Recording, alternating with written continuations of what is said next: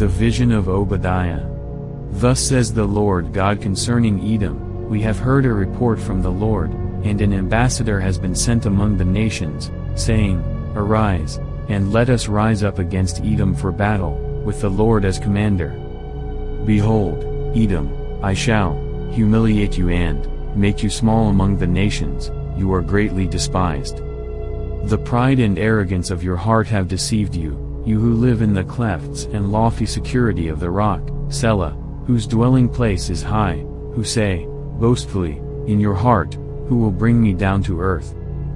Though you build your nest on high like the eagle, though you set your nest among the stars, I will bring you down from there, says the Lord. If thieves came to you, if robbers by night, how you will be ruined. Would they not steal only until they had enough? If grape gatherers came to you, would they not leave some grapes for gleaning?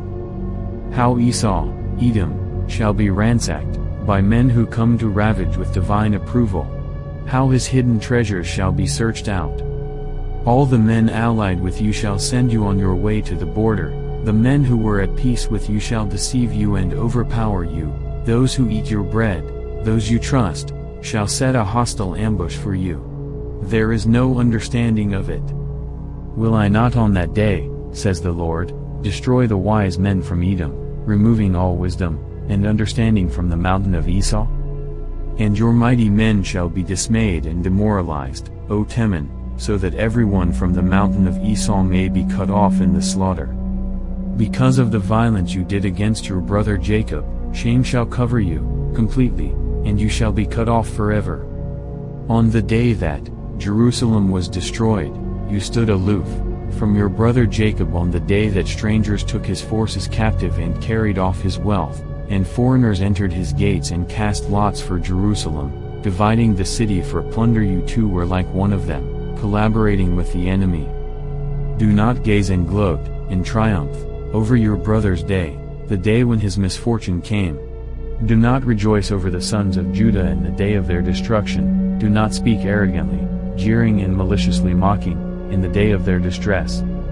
Do not enter the gate of my people in the day of their disaster, yes, you, do not look, with delight, on their misery in the day of their ruin, and do not loot treasures in the day of their ruin. Do not stand at the crossroad to cut down those of Judah who escaped, and do not hand over to the enemy those of Judah who survive in the day of their distress. Lord. For the judgment day of the Lord draws near on all the nations. As you have done, it shall be done to you, in retribution, your evil dealings will return on your own head.